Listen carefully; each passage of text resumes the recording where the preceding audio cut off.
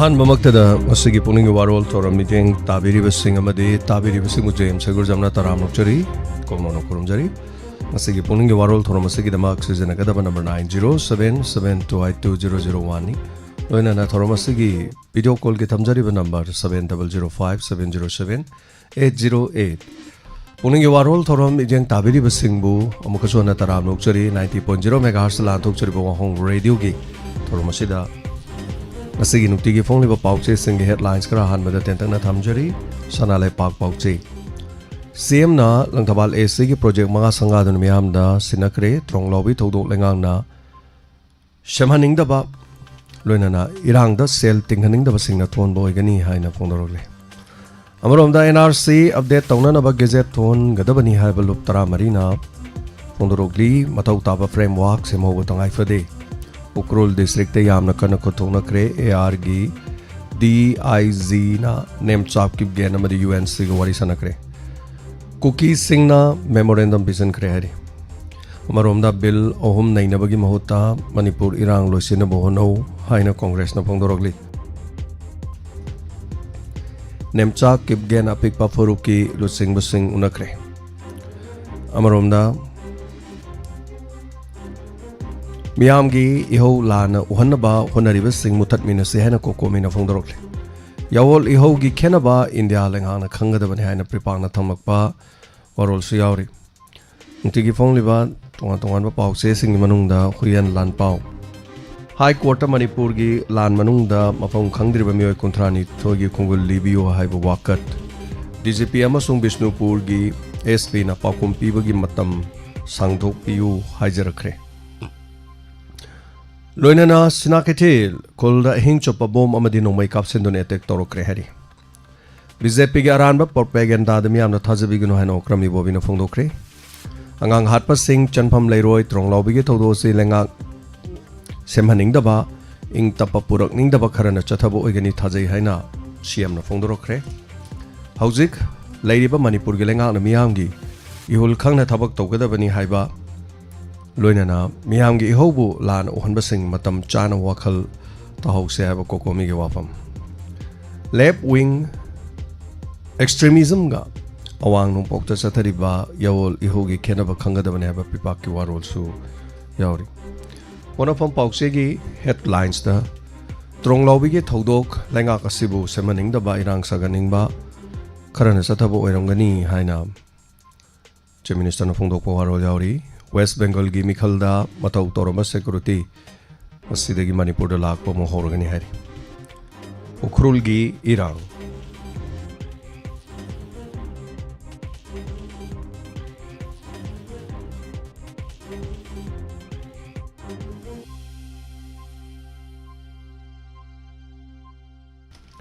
BJP ने women reservation bill दा अरानबा propaganda तौरे मियाम थाजबिगनो हाइना ओ इबोबिना फोंदोरक्ली उखरुल की इरांग को की खुलाई पाइबसिंग लांद बोम यावरक्ले नागा विलेज गार्डसिंगा अहिंग चुप्पा खुथोंनक्रे सिक्योरिटी नो मेकामनक्रे कैदोलरुंगदा ओइथोलओरद बोवाफम हाइबा प्रिपाकी वारोल से यावरी कोकी सिंगना रैली चतुना मोलाम अमसुंग संगफेल अटैक तौबा यानिंगदबा फोंदोक्रे मपान की ओइबा पाउदा यूक्रेन की ड्रोन अटैक रसिया की मनुंग हंजन बदल लेबा ऑयल फैसिलिटी अमसुंग मै चाखरे हिजबुल्ला की अचौबा सुरुंग थुगाइखरे नेतन्याहूना फोंदोरक्ली इरान तुना स्मार्ट ओइना थबक तौबा फै हाइना ट्रम्पना फोंदोरक्ली लोइनाना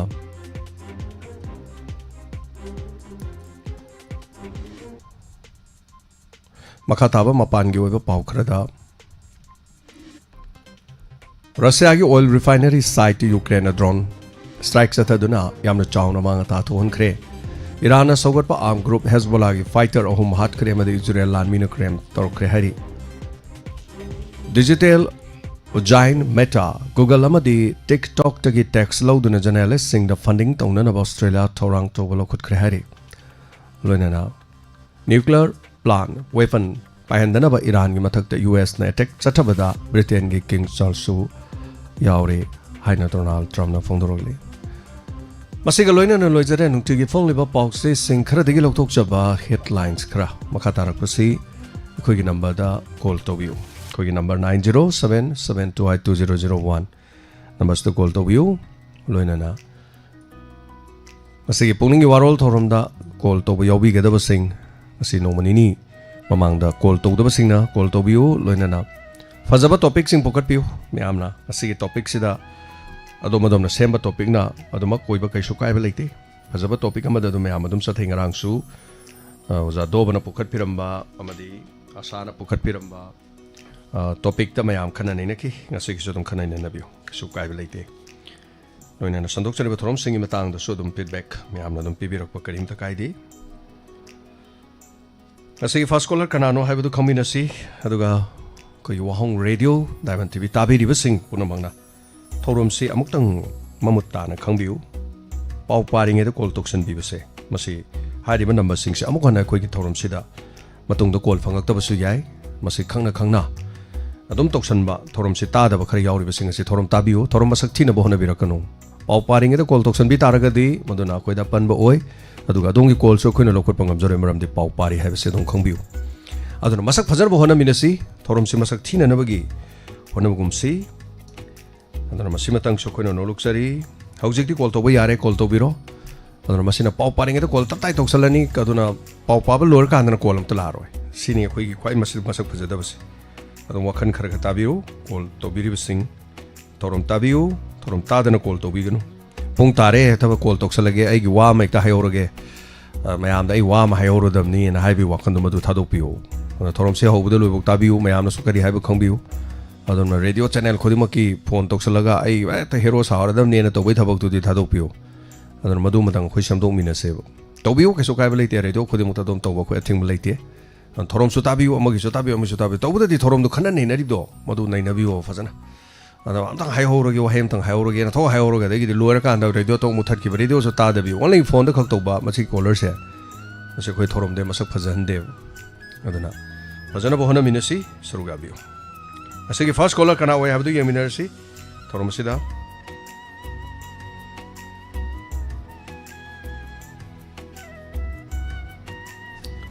ꯑꯗꯨꯒ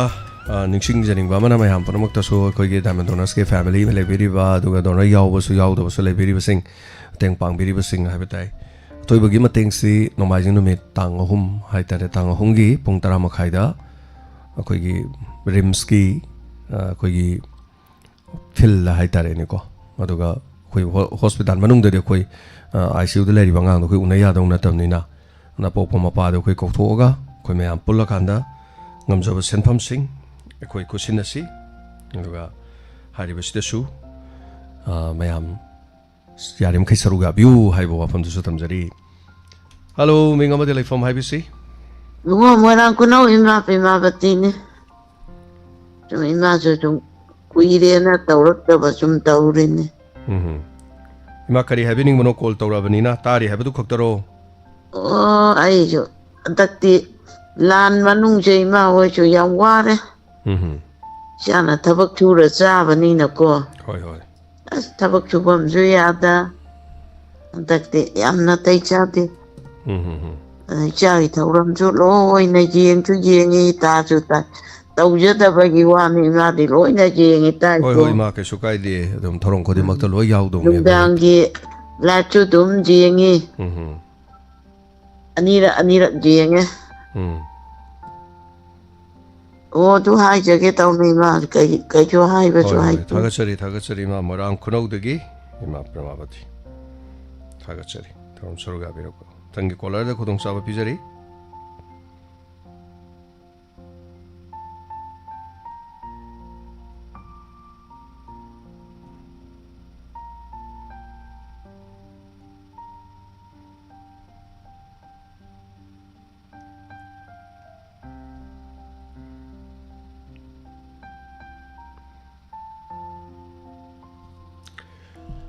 ꯉꯁꯤꯒꯤ ꯌꯨꯇ꯭ꯌꯨꯕ ꯂꯥꯏꯚ ꯁ꯭ꯇ꯭ꯔꯤꯃꯤꯡꯗ ꯂꯦꯡꯁꯤꯟꯕꯤꯔꯛꯂꯤꯕ ꯃꯌꯥꯝ ꯃꯤꯑꯣꯏ 238 ꯇꯔꯥꯃꯔꯨꯛꯆꯔꯤ ꯀꯣꯜ ꯇꯧꯕꯤꯌꯨ ꯃꯌꯥꯝꯁꯨ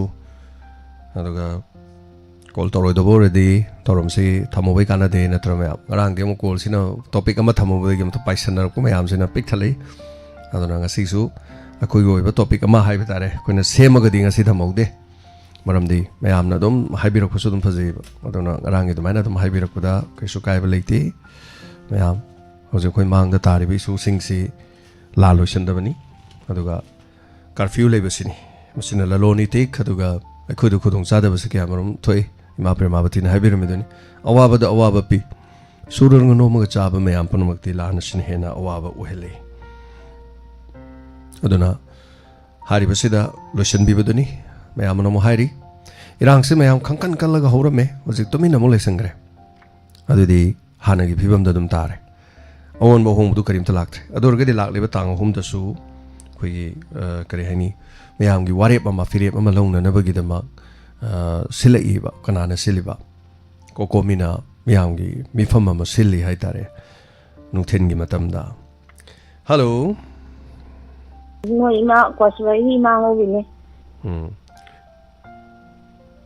ꯑꯩꯅ ꯀꯩꯅꯣꯝꯇꯪ ꯍꯥꯏꯅꯤꯡꯉꯤ ꯋꯥ ꯑꯝꯇꯪ ꯍꯥꯏꯕꯤꯌꯨꯅ ꯀꯣꯂꯔꯁꯤꯡꯁꯦ ꯏꯌꯣꯡꯅ ꯍꯥꯏꯕꯗꯁꯨ ꯇꯥꯕꯗꯁꯨ ꯌꯥꯝ ꯅꯨꯡꯉꯥꯏꯇꯦ ꯃꯨꯟꯅ ꯇꯥꯔꯒ ꯀꯔꯤꯅꯣ ꯉꯁꯤꯒꯤ ꯄ꯭ꯔꯣꯒ꯭ꯔꯥꯝꯁꯦ ꯀꯃꯥꯏꯅ ꯇꯧꯕꯅꯣ ꯍꯥꯏꯕꯗꯣ ꯃꯨꯟꯅ ꯇꯥꯕꯤꯔꯒ ꯐꯣꯟ ꯇꯧꯕꯤꯕ ꯃꯤꯅ ꯄꯥꯎ ꯄꯥꯔꯤꯉꯩꯗ ꯐꯣꯟ ꯇꯧꯕꯤꯗꯕ ꯐꯖꯠꯂꯒ ꯍꯥꯏꯌꯦꯕ ꯏꯆꯥꯅ ꯑꯗꯣ ꯈꯪꯕꯤꯗꯦ ꯀꯅꯥꯝꯇ ꯃꯗꯨꯗꯣ ꯑꯝꯇꯪ ꯒ꯭ꯌꯥꯟ ꯇꯥꯕꯤꯔꯒ ꯃꯨꯟꯅ ꯇꯥꯕꯤꯔꯒ ꯇꯧꯍꯟꯅꯤꯡꯉꯦ ꯍꯥꯏꯅ ꯍꯥꯏꯖꯅꯤꯡꯉꯦ ꯏꯃꯥꯅ ꯆꯨꯝꯕꯅꯤ ꯏꯃꯥ ꯊꯧꯔꯝ ꯇꯥꯗꯅꯅꯦ ꯄꯨꯡ ꯇꯥꯔꯦꯅ ꯍꯦꯛꯇ ꯇꯧꯁꯜꯂꯛꯄꯅꯤꯗ ꯀꯣꯜ ꯆꯠꯄ꯭ꯔꯥ ꯌꯦꯡꯒꯦ ꯑꯩꯁꯨ ꯋꯥ ꯑꯝꯇ ꯍꯥꯏꯍꯧꯒꯦ ꯀꯥꯏꯅ ꯇꯧꯔꯛꯄꯅꯤ ꯑꯩ ꯇꯥꯕꯗ ꯅꯨꯡꯉꯥꯏꯃꯜꯂꯛꯇꯗꯅꯅꯦ ꯇꯧꯔꯛꯑꯕꯅꯦ ꯑꯩꯁꯦ ꯑꯗꯨꯅ ꯑꯩꯈꯣꯏꯅꯁꯨ ꯐꯅꯌꯥꯝ ꯂꯥꯎꯖꯩ ꯑꯗꯨꯕꯨ ꯑꯗꯩ ꯊꯣꯛꯏ ꯍꯦꯛꯇ ꯀꯣ ꯏꯃꯥ ꯑꯗꯨꯅ ꯇꯁꯦꯡꯅ ꯍꯥꯏꯔꯀꯥꯟꯗ ꯃꯗꯨ ꯑꯩꯈꯣꯏ ꯐꯖꯅꯕ ꯍꯥꯏꯕꯩ ꯋꯥꯅꯤ ꯑꯗꯨ ꯃꯁꯥꯅ ꯋꯥꯈꯜ ꯇꯥꯗ꯭ꯔꯒꯗꯤ ꯈꯪꯗ꯭ꯔꯦ ꯑꯗꯨꯅꯤ ꯑꯩꯈꯣꯏꯅ ꯑꯇꯥꯕ ꯐꯣꯟ ꯇꯧꯗ꯭ꯔꯁꯨ ꯇꯥꯕ ꯑꯩꯈꯣꯏꯁꯨ ꯃꯤꯄꯨꯝ ꯈꯨꯗꯤꯡꯃꯛ ꯀꯌꯥ ꯇꯥꯔꯤꯕꯅꯦꯕ ꯑꯗꯨꯅ ꯇꯥꯕꯗ ꯐꯖꯍꯟꯅꯤꯡꯕꯒꯤ ꯋꯥꯐꯝꯅꯤꯀꯣ ꯏꯃꯥꯅ ꯍꯥꯏꯔꯤꯁꯦ ꯃꯥꯅꯤ ꯃꯥ ꯀꯩꯁꯨ ꯀꯥꯏꯗꯦ ꯍꯥꯏꯒꯗꯕꯅꯤ ꯃꯥꯗꯨ ꯑꯗꯨ ꯍꯥꯏꯒꯗꯕꯅꯤ ꯋꯥꯈꯜ ꯇꯥꯅꯕ ꯍꯥꯏꯇꯥꯔꯦ ꯍꯣꯏ ꯃꯤ ꯃꯊꯧ ꯆꯤꯟꯅꯤ ꯃꯌꯥꯝꯁꯦ ꯃꯊꯧ ꯆꯤꯟꯅꯕꯅꯤꯅ ꯊꯧꯔꯝꯗꯣ ꯁꯨꯡꯇꯥ ꯇꯥꯗꯅꯅꯦ ꯍꯦꯛꯇ ꯇꯧꯁꯜꯂꯛꯄ ꯍꯥꯏꯇꯥꯔꯦꯅꯦ ꯃꯥ ꯑꯗꯒꯤ ꯃꯤꯅ ꯍꯜꯂꯣ ꯍꯥꯏꯔꯦ ꯑꯗꯒꯤ ꯁꯦꯔꯥꯟꯒ ꯇꯨꯔꯥꯟꯒ ꯐꯃꯨꯡꯗ ꯇꯨꯝꯕ ꯍꯧꯒꯠꯂꯛꯄ ꯈꯔ ꯃꯥꯟ ꯑꯗꯒꯤ ꯀꯩꯅꯣ ꯈꯔ ꯃꯥꯟ ꯇꯧꯕꯁꯦ ꯌꯥꯝꯅ ꯅꯨꯡꯉꯥꯏꯇꯦ ꯇꯥꯕꯗ ꯏꯕꯨꯡꯉꯣ ꯏꯃꯥ ꯍꯣꯏꯗꯤ ꯃꯥꯅꯤ ꯃꯥ ꯌꯥꯝ ꯑꯦꯛꯇꯤꯚ ꯑꯣꯏꯕ ꯑꯃ ꯑꯩꯈꯣꯏꯁꯨ ꯆꯪꯉꯤ ꯑꯍꯜ ꯑꯣꯏꯁꯜꯂꯛꯑꯦ ꯌꯥꯝ ꯍꯟꯗꯛꯇꯤ ꯈꯔꯗꯤ ꯋꯥꯏ ꯑꯗꯨꯕꯨ ꯉꯁꯤꯗꯤ ꯄꯣꯠ ꯈꯔ ꯁꯤꯠꯂꯦ ꯉꯔꯥꯡ ꯅꯍꯥꯟꯗꯤ ꯄꯣꯠ ꯁꯤꯠꯇꯕꯅ ꯏꯃꯥ ꯅꯣꯡ ꯆꯨꯔꯗꯤ ꯖꯤꯂꯤꯕꯤ ꯍꯧꯔꯨꯅꯨꯀꯣ ꯍꯧꯗ꯭ꯔꯦ ꯅꯣꯡ ꯆꯨꯔꯗꯤ ꯖꯤꯂꯤꯕꯤꯗꯣ ꯂꯣꯏ ꯄꯠꯊꯕꯅꯤ ꯄꯣꯠ ꯉꯥꯛꯇ ꯇꯧꯋꯦ ꯂꯣꯏ ꯄꯠꯊꯕꯅꯤꯀꯣ ꯖꯤꯂꯤꯕꯤꯗꯣ ꯅꯣꯡ ꯆꯨꯔꯗꯤ ꯂꯣꯏꯔꯦꯅꯦ ꯖꯤꯂꯤꯕꯤꯗꯣ ꯅꯣꯡ ꯆꯨꯔꯗꯤ ꯂꯧꯈꯠꯄ ꯌꯥꯗꯕꯅꯤ ꯂꯣꯏ ꯄꯠꯊꯕꯅꯤ ꯑꯗꯨꯅ ꯅꯨꯡꯁꯥ ꯁꯥꯗ꯭ꯔꯗꯤ ꯖꯤꯂꯤꯕꯤ ꯅꯨꯡꯉꯥꯏꯇꯕꯅꯤ ꯑꯗꯨꯅ ꯊꯥꯒꯠꯆꯔꯤ ꯏꯃꯥ ꯑꯗꯨꯅꯤ ꯁꯤ ꯏꯃꯥ ꯐꯥꯎꯕꯗ ꯈꯪꯉꯤꯁꯤꯅꯤ ꯑꯩꯈꯣꯏ ꯏꯃꯥ ꯑꯉꯧꯕꯤ ꯍꯣꯇꯦꯜ ꯐꯝꯗꯅ ꯍꯤꯡꯅꯕꯒꯤ ꯍꯣꯠꯅꯖꯔꯤꯕꯅꯤ ꯆꯍꯤ ꯌꯥꯝꯃꯁꯨ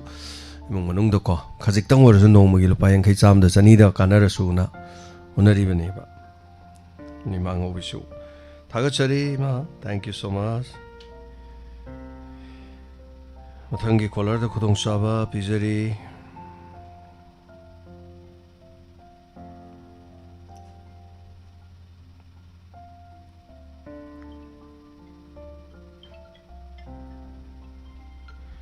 हेलो हेलो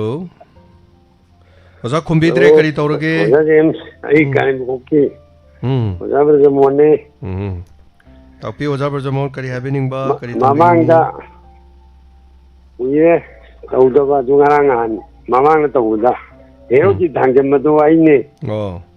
कोलदे दम लाखपा दुगा फंगदबा हाइबा तारेने हजाइसे चत्ती चलगा तोद मुटिबा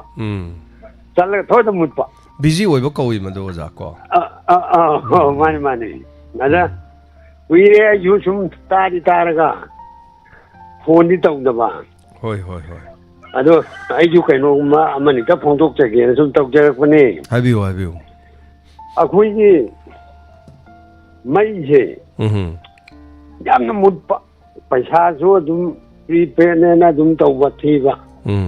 पुंग अनि अहुम अदुम मेट मुटपा दे नुंदांगी तोद मुटखिबी अगांग नुबी लाई लाइसु बाबा दे साइसिंग थोनबा कैदबा साइसिंग जाव या नुंगाइतबा मसी आई सुम येंबदा अखोइगी जगह सिदा मानदे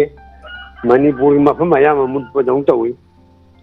अदु आइना हाइजरिदी डिपार्टमेंट दा लेरिबा मरी लेनबा मीसिंगना यारगदी अखोइ पैसा थीजरगा खानजबनी अदु ꯃꯩꯁꯤ ꯆꯥꯡ ꯅꯥꯏꯅ ꯌꯥꯔꯒꯗꯤ ꯑꯝꯇ ꯊꯥꯕꯤꯅꯕ ꯍꯥꯏꯅ ꯍꯥꯏꯖꯒꯦꯅ ꯇꯧꯖꯕꯅꯤ ꯑꯗꯨꯒ ꯏꯔꯣꯏꯅꯅ ꯑꯣꯖꯥ ꯍꯣꯏꯒꯤ ꯁꯕꯁ꯭ꯇꯦꯁꯟꯗꯤ ꯀꯔꯥꯏꯗ ꯋꯥꯡꯖꯤꯡꯒꯤꯗꯨꯗ ꯑꯣꯏꯕ꯭ꯔꯣ ꯋꯥꯡꯖꯤꯡ ꯍꯥꯏꯅ ꯂꯝꯗꯤꯡ ꯋꯥꯡꯖꯤꯡꯗ ꯑꯣꯏꯔꯤꯅꯤ ꯃꯗꯨꯗꯩꯗꯨꯗ ꯒꯥꯏꯗꯤ ꯍꯥꯏꯐꯦꯠ ꯃꯣꯏꯒꯤ ꯋꯥꯠꯁꯑꯦꯞ ꯒ꯭ꯔꯨꯞꯀꯨꯝꯕ ꯀꯔꯤꯒꯨꯝꯕ ꯑꯗꯨꯗ ꯌꯧꯅꯕ ꯒꯥꯏꯗꯤ ꯍꯥꯏꯕꯤꯈꯤꯕ ꯂꯩꯕ꯭ꯔꯣ ꯑꯣꯖꯥ ꯍꯥꯏꯔꯤꯃꯤ ꯃꯣꯏ ꯊꯣꯛꯄ ꯑꯗꯨꯝ ꯉꯥꯡꯉꯤ ꯑꯣ ꯇꯧꯔꯤꯃꯤ ꯍꯥꯏꯕꯗꯤ ꯑꯗꯨꯝ ꯇꯣꯛꯄ ꯅꯠꯇꯦ ꯑꯗꯨ ꯃꯣꯏ ꯊꯣꯛꯄ ꯑꯗꯨꯝ ꯈꯨꯝꯃꯛꯄ ꯑꯗꯨ ꯌꯥꯔꯒꯗꯤ ꯍꯟꯗꯛ ꯀꯩꯅꯣ ꯇꯧꯕꯤꯌꯣꯅ ꯍꯥꯏꯖꯒꯦ ꯁꯨꯝ ꯇꯧꯖꯕ ꯑꯗꯨꯒ ꯏꯔꯣꯏꯅꯅ ꯑꯣꯖꯥꯒꯤ ꯊꯧꯔꯝ ꯈꯨꯗꯤꯡꯃꯛꯁꯦ ꯉꯔꯥꯡꯒꯤ ꯄꯨꯛꯅꯤꯡ ꯋꯥꯔꯣꯡꯒꯗꯨ ꯌꯥꯝ ꯐꯖꯅ ꯌꯥꯝ ꯅꯨꯡꯉꯥꯏꯅ ꯑꯗꯨꯝ ꯇꯥꯖꯩ ꯑꯗꯩ ꯊꯧꯔꯝ ꯑꯗꯨꯝ ꯂꯥꯏ ꯐꯣꯟꯅꯤꯡ ꯄ꯭ꯔꯣꯒ꯭ꯔꯥꯝ ꯑꯗꯒꯤ ꯑꯌꯨꯛꯀꯤ ꯈꯟꯅ ꯅꯩꯅꯕ ꯏꯁꯩ ꯅꯣꯡꯃꯥꯏ ꯂꯣꯏꯅ ꯑꯗꯨꯝ ꯇꯥꯖꯩ ꯐꯅꯤ ꯐꯅꯤ ꯑꯣꯖꯥ ꯇꯥꯕꯤꯌꯨ ꯊꯧꯔꯝꯗ ꯁꯔꯨꯛ ꯌꯥꯕꯤꯕ ꯑꯗꯨꯒ ꯌꯥꯎꯕꯤꯌꯨ ꯌꯥꯝ ꯅꯨꯡꯉꯥꯏꯖꯩ ꯊꯧꯔꯝꯗ ꯑꯗꯨꯒ ꯑꯃꯨꯛ ꯍꯥꯏꯕ ꯇꯥꯔꯦ ꯑꯣꯖꯥ ꯁꯨꯝ ꯊꯣꯏꯗꯣꯛꯄ ꯋꯥꯐꯝ ꯑꯇꯩ ꯑꯇꯩ ꯍꯥꯏꯕ ꯍꯩꯖꯗ꯭ꯔꯒꯁꯨ ꯍꯥꯏꯇꯥꯔꯦ ꯑꯣꯖꯥ ꯊꯧꯔꯝꯗ ꯇꯥꯔꯤꯅ ꯈꯪꯍꯟꯕꯤꯔꯛꯄ ꯊꯥꯒꯠꯆꯔꯤ ꯃꯊꯪꯒꯤ ꯀꯣꯂꯔꯗ ꯑꯃꯨꯛ ꯈꯨꯗꯣꯡꯆꯥꯕ ꯑꯃꯨꯛ ꯄꯤꯖꯔꯤ ꯀꯣꯂꯔ 3 ꯁꯨꯈ꯭ꯔꯦ ꯉꯁꯤꯒꯤ ꯋꯥꯔꯤ ꯁꯨꯕ ꯀꯣꯂꯔꯗ ꯈꯨꯗꯣꯡꯆꯥꯕ ꯄꯤꯃꯤꯟꯅꯁꯤ hello Sir, good afternoon, sir. English hana lo lai ko ming lai pham hana haibiyo Kurumjai sir, mamigda tawjari bai khojumandagi thiam mota ne sir. mosa Mota haiba. mota Au. mota si lai kya buk tambiyogi English han lon se lai jibo Yam tamde sir.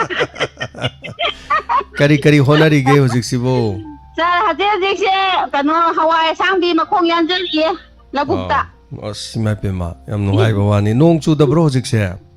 Hade ki chude mangame ayu khaba khaba amme adai ki chude. hojik se pochai thabani na hojik nong ga khar ga su lakpa matam aduga laktringe hojik se thaba yaba polam se kari kari no hojik lai ri se thaba da ino no hojik se sir kano khamen achauba pangan khamen hainai khoi sida du he ba masika he hek pana taba kari thaba inong nong no kari thaba ya ge hanadi thaba je hawai sangbi thaba dai sa thabi thaba yai belandi thaba yai ade kobi sumaram ka thaba honare adu du hadi hawai sangbi sigi makhong yanjari khoi se da sa gi puning waron se tana wa potha boina phone ji tawraga ko hai kha hayau jage na tawjara pune sa mayam mi mayam yauri ro yawe mayam imai be mayam sile na mayam ne ado yam nuai jai mayam puna ma tayai su ta ba aduga lanjina pochai mana masing yon pham leite ga nyam hane ado antak ti kharaga yon pham lei ro bro ngasi ngarang di kharaga yon ba jaba male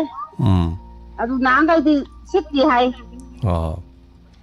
okay ado sa koi junda la kan ni na di khanari ye laktraga di kamai tau tari sa gi manak tam ta se na badi am kuira pone heta ngamda ba koi thabak sina thabak ne yada ba ado ko heta ngamda ba thabak se koi ti sule lete ba poinu do na som taw ne ba ma lora ma aduna yamna pharaga heta ta ba ta ba di loi ta jai sa gi ta yai puning waron adagi loi bakta ado mi gi inkholo isa gi inkholo au isa gi phone sa natti inkhol mi gi ne adu nongmagi ayukki nungthin gi sum khara khara sum phangba khotpi durai ba phangba ayukki sani nungthin gi sani di phangjai sa nongmude lupa chamri de dum sele ne ko phange du budi yam nuai ta ba da ko adu ni khona nuai jai di suba nongba sa ni pungni waron jam nungai asigi di nuai trabo ngaki se yam nungai ngasi ju nuai rakini da som na han English lon ba horam ni na yam nungai na tajari aduga isai sangna bi tawdra ba isai sangna banam toy ba pek than sai de nungdang ga sai me anda di kanogi tadi laiba pokpa adagi sang gi tadi sakta ba ma da sa hoi khara hongdo hongjin khara dum taw bani adum sai bani amna lan lei bani na khara chaudra bani hojikti khara muk sakpa hora bani mayam na kari ngang chaira chaina mayam ji irang ji da harau na sa kano no ma harau ba dai harau na ba hongda re sa koi ju nong ma harau ro loisan gre nong ma harau bu di yarak ta haga zara to khre da adu ni cha sing ju da koi thon kam hal laga adi tok le re ai jui cha no pi lang len jagoi sai na para yeng gen chale ai hek yoba ga dong do dang ai gre dei di lang len do lam koi thi re phangak tre halaga yum da ngai re gen yum da ngai re unai cha no pi ke re ga jagoi sale do yeng ning bai ta re ma ne do na moi ne sogi thogan tau bo do jahon jage na hara haram tauraga ya dana leire kari lam ningo no ai di kanu ne khujman da palak pane ngai khong da gi ne yam nungai thagachari thank you so much thank you yam nungai tajari English ka yam lo le yam nungai re yam je English lon ba je madam pakcha bani yam je ko to मैं call torok pada good evening sir good afternoon sir English na hana lo lo hari ba ko yam se sum chana bi ni ndai ba ton do su tori do ni ko invitation card kind ka name address haraga you are cordially requested to come and join adu lohong bagin English ta loi lon drane pa do mi do English hai bai ta bai wa din na ta na hai ta adu British ki lam da di mai te lon di iram de iram moi wa ga sun tra khoi gi lon na lai bagi mafam da no long na ning sing jari no luk jari ka no ko lag li ba tang asu ta du da lai ba duga si ta lokot bagi thorom ma na tra hijing pot pang tok chara ga lag li ba tang asu ta lohong ba pang tok chaga dori suba bi ba pang tok ka dori gain hai ba du na hai ra ga che pau du na som na kan gi du na bor ma di kai na gi English na ta ne English Manipuri hai jini hello menga ma de lai from hai biu phone se ki phone do yaad re se phone do yaad re se ki kem taad re se phone se koi ga phone tong no bada se na hairak pa se pek na dum ta ba se kem taad re to pa phone am dei to biro se ki phone se koi phone se ga chan da ba mouth piece hai tare koi se mouth piece to madu am tang sindok piro mouth piece to adu manung da phatta ba chang so mi tum na pe tang khoto ga ga no ma to se gam to hon bi kem ta dre mai do hello sir ai kaksing dagi manel naurem sir sir bu an ba mak ta dai kai kun da bo call to bi rak pa thaga chari yam kui ro gi tung tha ka yamu phare ima call to bi rak ta ba se sir pon to je do su ta ba di let so de da yam nuai je wahong radio tabiri ba amati diamond tv channel da yengbiri ba khuding ma pu manien naurem na ikuk no na khurum jari sa thaga chari ngasi se aina sa maningi akoi indom cha mi ma haina di sa roi live ta lei bi ban yendem bam ni ma do moi da ising ngasi singa tang ma radio sida yarok ta ba dei live ta yarok ta ba siang kui re da chalu bani aru kan sida ma chi phibam khitang show leiram ne masa si nungai ta bagi adagi machanupa kiran haida angang am lei maitai nongsa da yauja bani kiran do su donor yawa mali machanupa do kiran do masa nungai te haibagi pau do mana sum wari sana ba khoi ani sa kiran lo nungai te jama maro kiran kiran do dili jangre ba ma sin han machanupi luhong wei tholam badagi mana kiran do masa nungai te ma wari sum sa ba ma su kape ai su kap minare aduga aisina khare adoidi nang kaim khaluraga no na badu layeng amai phajani ma chi e silli haibra kainom de haigum tawe mama na haibada ma chi kitang mai phibam chi kitang lu bra khangde aduda kari anabno di khangdaba kari anabno khangdaba mai chi ma na ngasai haiba mai anaba si kaino ma ino haiba cancer ga de maram hai ti mari leina gum tori sa ai mun na di hama khangdre okay aduga ma ai si chalagi hawala kana ma ngai khoi na ma chaki ano na photo am yengo haiba ma na ingonda aduga anda aina o yenge putholo nai photo do putholo yenge hai kan sila ma na cm photo le khabar am puthore aduga khabar se aina dak hangdo yenga anda di Sir James ki photo ani yaw le leiram ye ba photo do as kyam yam nungsi ge da ma na thamami ba photo si sar gi kaino si matam gi wakhal ada thangjam ibo bisanga ibi gi ba male sar gi punsi wari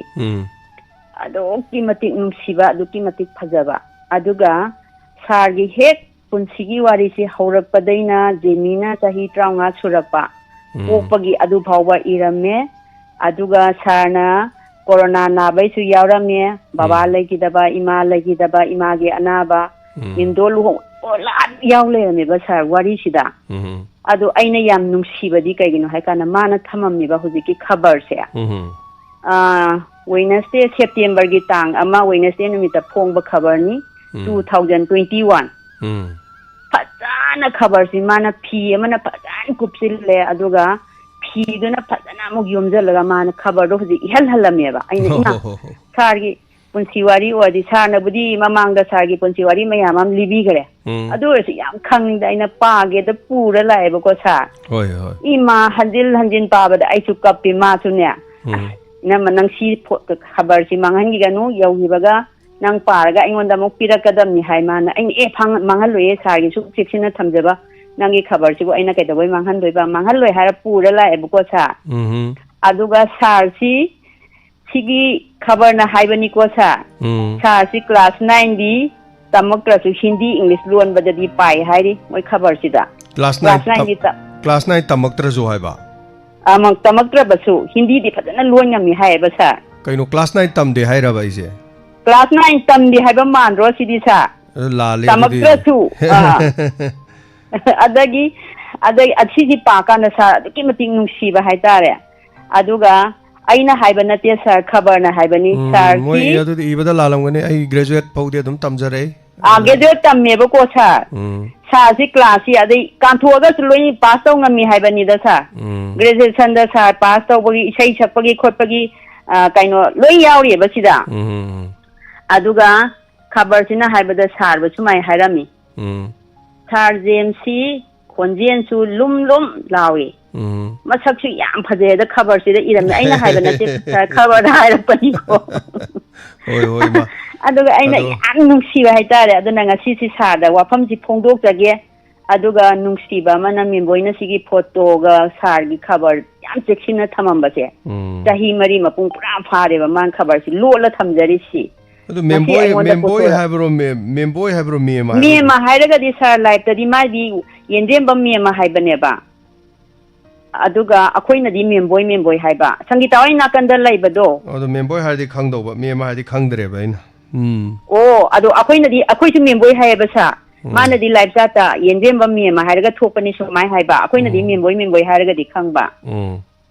aduna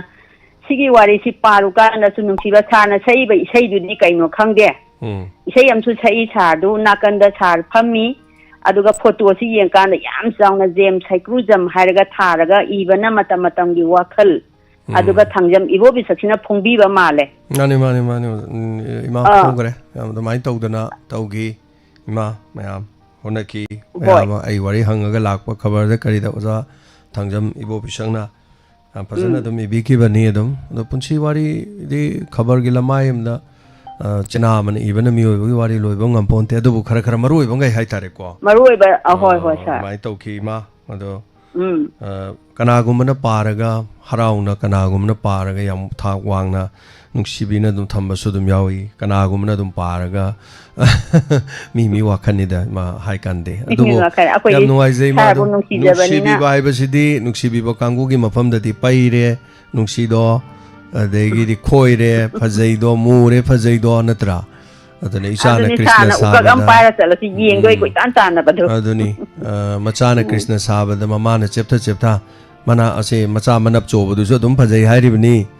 adubu yeng ba mina nungsiroi haina nungsidradi ma phanayamna mitabhajan manjanu prem chopra mali haidoini ma mi obe punsi tangam ponte adubu kaiso kaidi ma aina haijagadabadi aroibada landraga loire ko ma landraga loire afaba tawra loire miyam ge afaba thabak tawbudo adu khaktani ma aduga tagidi thodo ko kaiso leite aduga kiran gi matang du kamai tawbuno haibadu kupna ma khangtok piu I am tang hangjara ke sa yam nuaizare adu ngasai dei ngangi je kakching maron de sungau yaw do bai tare kakching maron sar yam loning adu ataba mina ta kana yam thi gum kai gum taw bai tare kai taw de da yai da sum faja loy do bo mathang agi sa phone taw ka ne kakching maron ji khoira dum haira ge sa na khanga loy atai khanga do ai khangi bo loy khang de kai no ne agachari thank you so much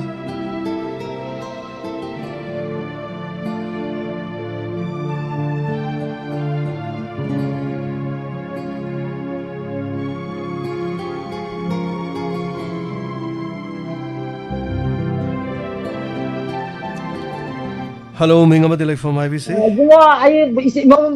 Phone the door, one thing father hiding Tozabane. Minga Lay from IBO. You give me Rani go, Oh, to imitate a whole phone to Yamnore. I'm all before Sano Pazo, Tolop, Sobasai, officer, or phone of the lady, the rubber toy to bo. I see the phone the guy paid the dome. Yamnore, it's a tapiro, it's a tapiro. Yadimi, Machado Padi, officer or a ga, phone by the Macon Hog of the day can only Levaneta. It's Rangi, Pumipan Makaigi, Spectre, I do this, Lak Mangaga, Piraga, Masan Pika, she's an Kivzan. Have you? Kaigi, some piece Hamalada. I do Daipata, the like Hosik Ruba. I do Kitanka, Wapangam, I do my Marup Yosef, the Sahada. Yang ika ini wajib kan orang terhaja ge. Aduh guys, bunga ikut isi ikut di ikut jam sawa. Aduh hai kado yang unba. Aduh mana sepining ba. Aduh mak tu dah patah le. Aduh mana luxury bunga. Sahaja orang terhaja ge, orang terhaja. Ho, paham. Sah. Tapi you? Ay sembilan ni ba.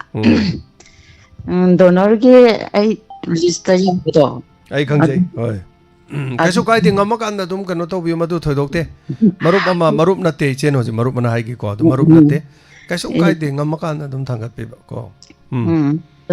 ai na pozai ade leita rumba dege sana hawai ton hai ba to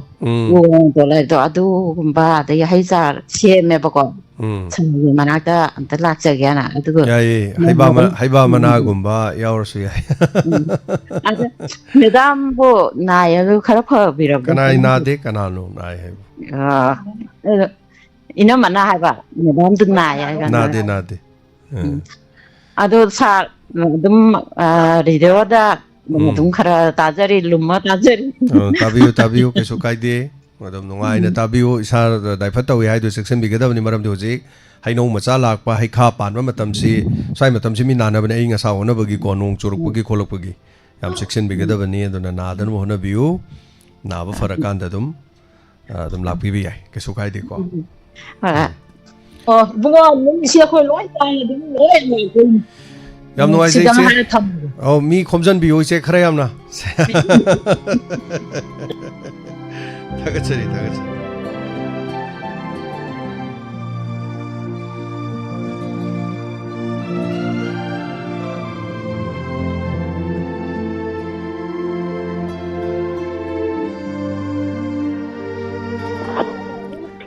Hello, Minga Madilai from IBC. Sarai tamu video ni ahmad sawi kai kumna jadi mayam pun nama kusui kai kumna jadi lap na hai rege. Macam sore. Ada pun ni waron kaya pangdo kesa aku lagi Burma sugunu road hai doira koi wai kong lambi hai doira thongjau lambi hai doira hang desi gi lambi si da thabak chakani khan ba desan tanba bu yaw re na anaba hore ne ai de chakadaba thabak chaning daba na ngaw re ba ai na no mal hong bam la me dai ni wasa mam ni koila tha da dinoi lambi ja mon la ro so go da ba kut mayam do no ko sam thina sokchal hore bu yam thina adira puning warong khara haige kui kha so aina dum ta ba si so makhalam da nungai da sar ko hoi sum ta ba de gi sum sungaw yaw ta di ta da ba so mali da na adu tai da adu khud he hangan da na kamen he pi biramba hadi hang tra ga na lai na ma ga ko he tok pa aina adu sumai na sum taw ne ja ai sumai ngasi ngarang ni puning warong ga ti am nungai gre ko tok sum mayam do adai da ai se kol di taw ban nang hok tra ba yam di tong ning ba adu ngasi wan na taw ge de na sarai na matang ga rai phan da thabak su ba chat lu do adai da ai kano ba mon ma tung in na be gi thabak su adum no phadok su adum chat le ba da ba ai gi cha charak tan halak pa mayam am yaw gre ba ko hai di manang nak ko nen thang na pi se ma ga pi sin ban ni na ko yam u ga ba hai da na loi u do ai na mu ka hai gi do cha da adai da ai de thoi na on ji la ga ko kha hai ngam taw ngam ban ni na ba ai ni suma hai ai ga khara kano mapan da khara nak mandro adu thami po to hai ko na to dei thoro ko po to ಅದು ಖರೆ ನಂಗೆ ಬಂದ್ರೋ ತಕಂಗ ಹಾಯ್ಬಾಯ್ನ ಅದು ಖುಚ್ಚು ಹಾಂಬ ಉತ್ತೆ ಹಾಯ್ಬಾಯ್ನ ಅದೇ ಲೋಯ್ ತೌಜಬದಿ ನತ್ತೇದ ಸಾ ಮರಕ್ತ ಸುಮ್ ಖರ ಥವಾ ಸಾತಬ ಯಾವಪ್ಪ ಖರ ಯಾವಪದು ಅದುನನೇಬ ಅದೈದ ಹುಮಾಂಗ ತಾಬ ಹೆಕ್ ಥೇಂಗನರಗನ ಚಾ ಥೋಂಗಾಂದ ಪುಕ್ಸು ಫತ್ರಿಮ್ನಿನಕೋ ಕಾಕಿಲ್ಲಮ್ಮನೀದನ ಚಾ ತಬನ ಹಲಕ್ವನ ಕೊಂಗಾಯ ಮಾದನ್ಸು ಅದುಮೈನ ತವೇ ಸಾ ಅದು ಯಾನಂಗೈದಿ ಮಹೋಯ್ಸು ꯃꯌꯥꯝꯒꯤ ꯁꯦꯕꯥꯗ ꯑꯣꯖꯥꯗꯣꯝꯅ ꯍꯥꯏꯕꯗꯨꯃꯥꯏꯅ ꯈꯔ ꯆꯦꯛꯁꯤꯟꯅ ꯇꯔꯨ ꯇꯅꯥꯟꯅ ꯈꯔ ꯇꯧꯕꯤꯕꯅ ꯐꯩꯌꯦꯗꯅ ꯑꯃꯨꯛꯀ ꯉꯁꯤ ꯃꯈꯥ ꯇꯥꯅ ꯑꯃꯨꯛꯀ ꯍꯥꯏꯖꯔꯛꯏꯅꯦꯕꯀோ ꯑꯗꯨꯒ ꯁꯨꯃꯥꯏꯅ ꯇꯧꯋꯦꯕ ꯁꯥ ꯍꯧꯖꯤꯛ ꯀ꯭ꯂꯥꯁ 10 ꯄꯩꯈꯥ ꯍꯩꯗꯣꯛꯇꯧꯔꯦꯗꯅꯀꯣ 12ꯀꯤꯗ ꯍꯩꯗꯣꯛꯈ꯭ꯔꯦ ꯍꯩꯗꯣꯛꯈꯤꯕꯁꯤꯗ ꯁꯨꯝ ꯑꯩꯈꯣꯏꯗꯤ ꯂꯩꯇꯕꯅꯤꯅ ꯇꯝꯁꯨ ꯇꯝꯍꯟꯅꯤꯡꯕ ꯂꯥꯏꯔꯤꯛꯁꯨ ꯑꯗꯨꯒ ꯏꯪꯂꯤꯁ ꯁ꯭ꯀꯨꯜꯒꯨꯝꯕ ꯀꯩꯅꯣꯒꯨꯝꯕꯗ 11 12ꯁꯦ ꯀꯥꯍꯟꯕꯗꯨ ꯉꯝꯖꯗꯕ ꯍꯥꯏꯇꯥꯔꯦꯅꯦ ꯑꯗꯩꯗ ꯀꯩꯅꯣ ꯇꯤꯖꯤ ꯁ꯭ꯀꯨꯜꯗ ꯑꯩ ꯏꯆꯥꯅꯨꯄꯤꯁꯨ ꯍꯟꯗꯛꯇꯤ ꯊꯥꯕꯅꯤꯗꯅꯀꯣ ꯑꯗꯣ ꯊꯥꯕꯗꯨ ꯂꯥꯟꯁꯨ ꯂꯥꯟꯊꯣꯛꯂꯦ ꯌꯥꯎꯁꯨ ꯌꯥꯎꯔꯦ ꯑꯗꯨꯝ ꯄꯥꯁꯁꯨ ꯇꯧꯔꯦ ꯑꯗꯩꯗ ꯁꯨꯃꯥꯏꯅ ꯍꯥꯏꯌꯦꯕ ꯑꯩ ꯏꯁꯥꯗ ꯑꯩ ꯊꯦꯡꯅꯔꯛꯄ ꯋꯥꯍꯩꯅꯦꯀꯣ ꯁꯦ ꯑꯗꯩ ꯁꯨꯃꯥꯏꯅ ꯍꯥꯏꯌꯦꯕ ꯏꯃꯥꯟꯅꯕꯤ ꯊꯕꯛ ꯁꯨꯃꯤꯟꯅꯕ ꯑꯃꯅꯦ ꯑꯗꯒꯤ ꯑꯩꯒ ꯑꯃꯒꯅꯁꯨ ꯍꯥꯏꯌꯦꯕ ꯁꯨꯃꯥꯏꯅ ꯅꯆꯥꯅꯨꯄꯤꯗꯨ ꯀꯥꯏꯗ ꯀꯩꯅꯣ ꯇꯝꯗꯧꯔꯝꯅꯣ ꯍꯥꯏꯌꯦ ꯑꯩꯅ ꯑꯩꯈꯣꯏꯗꯤ ꯀꯩꯅꯣꯗ ꯑꯩꯗꯤ ꯏꯪꯂꯤꯁ ꯁ꯭ꯀꯨꯜꯗ ꯄ꯭ꯔꯥꯏꯚꯦꯠꯀꯤꯗ ꯇꯝꯍꯟꯕꯗꯨ ꯉꯝꯖꯔꯣꯏꯗꯕꯅꯤꯅ ꯏꯟꯇ꯭ꯔꯥꯟꯁ ꯈꯟꯕꯗ ꯌꯥꯎꯔꯛꯂꯦ ꯇꯥꯎꯁꯨ ꯌꯥꯔꯦ ꯑꯗꯨꯝ ꯇꯝꯍꯜꯂꯅꯤ ꯍꯥꯏꯕ ꯑꯩꯅ ꯑꯗꯩꯗ ꯃꯣꯏꯒꯤꯁꯤꯡꯗꯨꯁꯨ ꯊꯥꯔꯨꯕꯖꯥꯠꯅꯦꯕꯀꯣ ꯊꯥꯔꯨꯕꯗꯨꯗ ꯌꯥꯎꯔꯛꯇ꯭ꯔꯕ ꯌꯥꯎꯔꯛꯇꯕꯗꯨꯗ ꯃꯣꯏ ꯑꯩꯉꯣꯟꯗ ꯗꯥꯏꯔꯦꯛ ꯍꯥꯏꯔꯤꯅꯦꯕ ꯀꯩꯅꯣ ꯇꯤꯖꯤ ꯁ꯭ꯀꯨꯜꯗꯤ ꯍꯥꯏꯗꯤ ꯀꯔꯤ ꯀꯔꯞꯁꯟ ꯇꯧꯋꯤ ꯋꯥꯅꯣꯝ ꯊꯧꯅꯣꯝ ꯇꯧꯔꯒ ꯈꯟꯕꯅꯤ ꯈꯣꯠꯄꯅꯤ ꯒꯥꯏꯗꯅ ꯑꯩꯉꯣꯟꯗ ꯍꯥꯏꯔꯛꯄ ꯍꯥꯏꯇꯥꯔꯦꯀꯣ ꯑꯩꯅ ꯏꯃꯥ ꯑꯗꯨꯃꯥꯏꯅꯗꯤ ꯍꯥꯏꯅꯨꯗ ꯂꯥꯜꯂꯤꯗꯅ ꯍꯣꯏꯁꯨ ꯃꯤ ꯑꯩꯗꯤ ꯋꯥꯏꯈꯣꯡ ꯂꯋꯥꯏꯗꯒꯤꯅꯤ ꯃꯣꯏ ꯏꯝꯐꯥꯜꯗ ꯀꯅꯥ ꯈꯪꯅꯗꯅ ꯑꯣꯖꯥ ꯀꯅꯥ ꯈꯪꯅꯗꯅ ꯏꯃꯥ ꯏꯆꯥ ꯀꯅꯥ ꯂꯩꯗꯅ ꯑꯩꯅ ꯋꯥꯅꯣꯝꯖꯗꯧꯔꯤꯕ ꯑꯩꯗꯤ ꯀꯩꯅꯣ ꯑꯗꯨꯝ ꯇ꯭ꯔꯥꯏ ꯑꯗꯨꯝ ꯇꯧꯔꯨꯁꯤꯗꯅ ꯏꯃꯥ ꯏꯆꯥ ꯆꯠꯂꯒ ꯇꯧꯖꯔꯨꯕꯅꯤ ꯑꯗꯨꯗ ꯏꯆꯥꯗꯨꯒꯤ ꯈꯔ ꯍꯩꯖ ꯁꯤꯡꯖꯕꯅꯤ ꯈꯪꯗꯦ ꯇꯥꯎ ꯌꯥꯕꯅꯅꯤ ꯈꯪꯗꯦ ꯑꯗꯨꯝ ꯈꯟꯕꯤꯔꯛꯑꯦ ꯑꯗꯣ ꯑꯗꯨꯗ ꯑꯗꯨꯝ ꯃꯤꯡ ꯆꯟꯒꯦꯅ ꯇꯧꯔꯤ ꯑꯗꯨꯃꯥꯏꯅ ꯇꯧꯋꯦ ꯒꯥꯛꯇꯤ ꯍꯥꯏꯕꯤꯔꯨꯅꯨꯀꯣ ꯃꯤ ꯇꯧꯖꯗꯕꯅꯤ ꯃꯤ ꯁ꯭ꯀꯨꯜ ꯁꯔꯀꯥꯔꯒꯤ ꯁ꯭ꯀꯨꯜ ꯑꯐꯕꯗꯣ ꯅꯣꯏꯅ ꯑꯗꯨꯃꯥꯏꯅ ꯉꯥꯡꯕꯤꯕꯗꯣ ꯑꯩꯗꯤ ꯑꯍꯥꯟꯕꯗ ꯊꯥꯖꯔꯝꯃꯦ ꯑꯗꯨꯒ ꯍꯧꯖꯤꯛ ꯑꯩ ꯏꯁꯥꯗ ꯗꯥꯏꯔꯦꯛ ꯊꯣꯔꯀꯥꯟꯗꯗꯤ ꯑꯗꯨ ꯀꯔꯤꯝꯇ ꯑꯩꯉꯣꯟꯗ ꯊꯥꯖꯕ ꯂꯩꯇꯦꯀꯣ ꯑꯗꯨꯃꯥꯏꯅ ꯍꯥꯏꯒꯅꯣ ꯍꯥꯏꯗꯅ ꯑꯩꯅ ꯍꯥꯏꯌꯦꯕꯀோ ꯑꯗꯣ ꯑꯗꯨꯃꯥꯏꯅ ꯁꯨꯝ 10 ꯄꯩꯈꯥꯁꯨ ꯑꯃꯨꯛ ꯍꯩꯗꯣꯛꯇꯧꯔꯛꯂꯦꯗꯅꯀꯣ ꯁꯥ ꯃꯤ ꯐꯠꯇꯕꯁꯤ ꯌꯥꯝꯅ ꯑꯗꯨꯛꯀꯤ ꯃꯇꯤꯛ ꯂꯩꯈ꯭ꯔꯦꯕ ꯁꯥ ꯃꯤ ꯐꯠꯇꯕ ꯂꯩꯃꯤꯟꯅꯕꯁꯦ ꯋꯥꯔꯤꯁꯤꯅꯦ ꯍꯥꯏꯗꯤ ꯑꯋꯥꯕ ꯊꯧꯗꯣꯛ ꯃꯌꯥꯝ ꯑꯃ ꯑꯃꯨꯛ ꯅꯪꯈ꯭ꯔꯦ ꯀꯣ ꯅꯣꯡꯃ ꯀꯨꯝꯁꯤꯅ ꯈꯔ ꯐꯗ꯭ꯔꯥ ꯍꯥꯏꯅ ꯀꯨꯝꯁꯤꯁꯨ ꯃꯤꯀꯞ ꯃꯤꯔꯥꯎꯄ ꯃꯌꯥꯝꯅ ꯑꯩꯈꯣꯏ ꯑꯗꯨꯝ ꯅꯪꯖꯔꯤꯁꯤꯅꯦ ꯃꯤ ꯐꯠꯇꯕꯒ ꯂꯩꯃꯤꯟꯅꯕꯁꯦ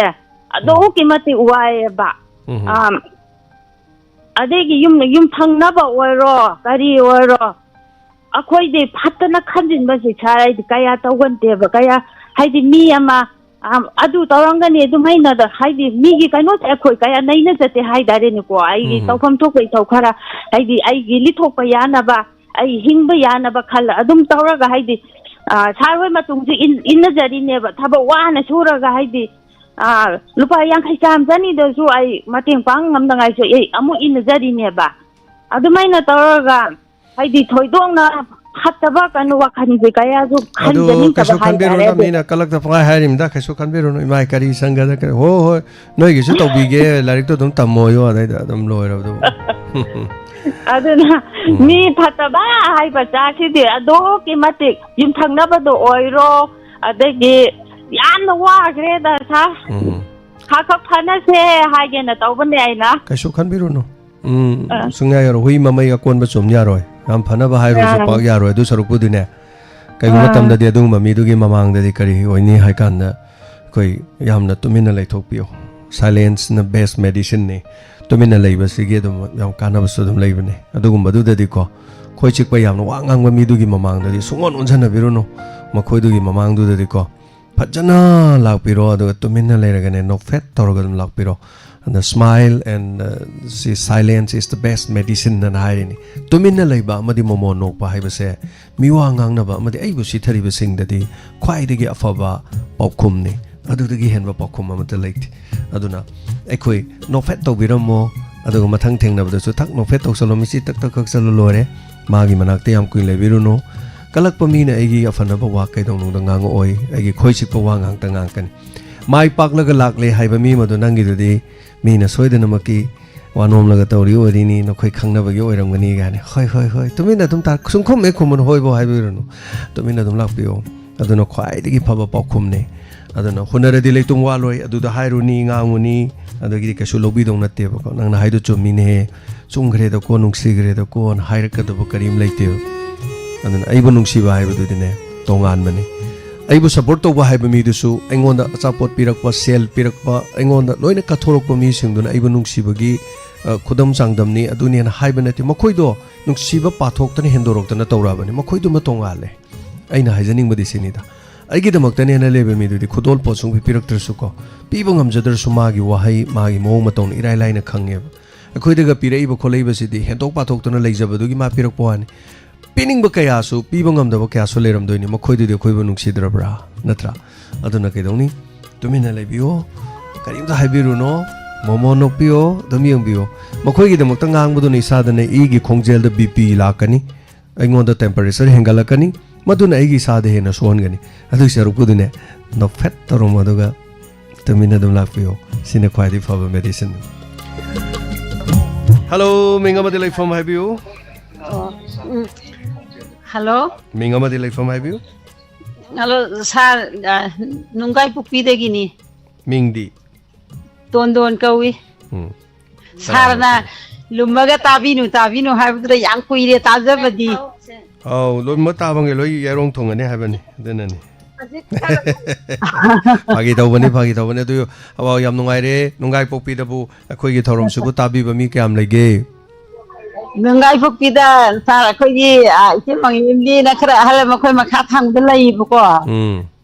Adune adai naure ni che thoi bi ga. Moi lu jeng ngon da sai manak jau kui de hai be de ai dam sai thoram he dam taza ba. Adai na sa na lo na tabinu thokpi ro thokpi no adai ong ta sa da phone tau je na ai che mangim di sa lai che ri do ta tau ra ini. aduni akhoi si phone torom da koi khangnaram moidoini natro si hoji khangna ba hora bani hoji se aduna nungai jai thoram yam nungai jai huji lummaga ta ba dei ngasi sa da phongtuk te ra ini hoi ta ga chai ado sina loirabro to ba kari habining ba leiri huji thari ba sargi kalma mi basi malibya unte wa hore dio da huji lai ba do hoji lai se pukning gi warol puning wa nungdang gi do nungdang sana ba seren do inspector tayai da kare khandia sandia ga mana ba yam leibro khandia da nungsi gre sa khodi nungdang gi taza de aduga ayung din da di nongan ba ngai ngam de du sire do ta na hona ba da tabi horen so tabi makhan ni taza da banga kani punsida dum taza ri sa aga chari am nungai je mauna ha makhangna macha ni hum tung da lera ga macha mabuk thana pija bangam da ba horen di macha sing do pungseng yorok pada pung tara ta ra ji sak lora bai ma hairak toi ni na chak si leita da no ko adana kari haini lekai gi mi kitang sen ga thokpa mi da haitai nang bolu pachani da puge ne pacham da puge ne cheng ser mani da wan ge sa sing je pija doi ni na haira ka na pi di pirak ka da ba ko pi da na koi na lera ka na no pi da na lepa ga dom leiba macha sing do na thongga na leiba khoi ma na nga sai seng wan cha khib do seng walak to rajala ka na ngai leiba adagi pi di pirak ta ba song gi do pirak pa ko nang da bodi ko mateng pangak pa lekai gi kari haitare sum thangna ba lekai gi mi da adusu mau na haduna lekai gi mi ma da haiba haire mi gi mi jeng da di mana hek la ga mo da gi se lori si bu kari gi no ka na khan ba mi na di ko mi gi mi jeng ai se leijada bani na hangpham leitam ni na khangnei cha nei ne ga hang ba haitai mi gi mi jeng ni na mau na ha mana sel pi u ga ne lo bu da sen pi gi ka na mi gi mi jeng da di aran ba dum oi bani to macha ma buk thanna bani hona ba da mama man hona ba se am wa na hone adu gu ma punchi ma de na ma da haiba da re le lei ekoi su hariba mama du na sen ni ba do koi mani thongan de lepe hai du na ai ni sigum gi punchi mare punchi gi tangka ga ma da dum yaw aduna di nahansu wari ni ko na haro bone ne ngak tang chale don thom ni cha lang len du jagoi sai am te yengu ge na ai di chaloi na leiram me han ma da thabak tu yadam ni na ai nak sunak ko sibu ngak tang chalu ge na chatle aduga parpap chalaga yeng ati round ani hom din nang dong ne aduna ke doi ai ni hek thola kan du ne mama amana macha disable hai tare ko chat pangam jadaba sa makhak pik pa hai tare sahi manga muksur madra mai wheelchair du da hapaga mama dun illaga pura tholok pai wani aina la haro phongi gate tu changmada du uraga munna yeng lei bai wani da du phat hen to khre ba kanagi imungi macha no kanagi masu no kanagi no hai ba daina khangau da ba hai tare adu dai daina kai doi sorong matai du da po jo libi chanam ma daina mo hange sibu kanai mung no na hai dada sidaini adu ni hata swai dei ora aina khang da bai wani nati aina khang do bom ta hai ni kanai le kai no ba sibon adu hek ngangring eda minute 10 je wari sana to kre kai no hai kan da ne nungai tabda du da aina du usaluri bo kan mi uram da be khang da aina du uro ga ai aphabane ai hero ni na kumai yeng bala isman wheelchair am do mama jin illaga la ini ko ga na khallu matam du wakhal du da aingon da nungai ja tabam phawre du gi ngak da yeng du da la ro bon prap chang chang da dong loi thok kre sa gi ja bo yeng au ge to yeng au na punchi da hai tare sigum se hek to ui sigum se hek to thoi kai no hai kan da ne aina tam ja ningi wadi ke no ko ya wa horok bu du ni awaba de awaba masak khangmani ko aduna nungai ba mi su nungai no horok mi awaba khangde hai badi haijaroi maramdi mi gi punchi khulen manade mi amaga mi go mai thong manade sawong di loina manai but thamoi di tonga le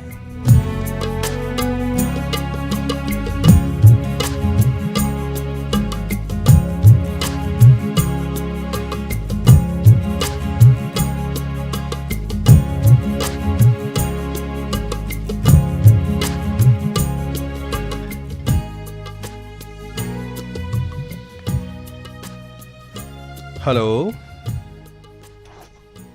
Hello, tamu phone tawde sinanong thang ka tu thingtang mulai kadi gobin khara kun han bada tabi besing amadi yeng biri besing besu ikai khungna jari tamu besi kai khungna jari wafam khara na wi thamu da phawrak wafam khara thamje handok si phone je khagi thinga kana phone yam chin badong taw tamu yam nungai handok ki khagi pukning gi warol se mi machine collar machine yam ko se nungai aduga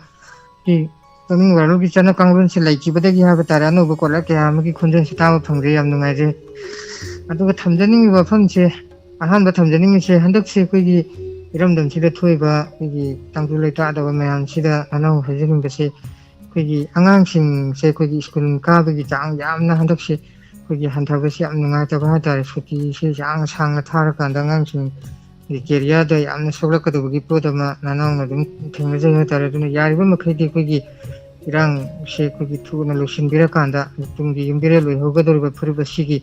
khagi iramdam sigi imbire loi hoga dor ba ngang sing sina mai machik chana tammaga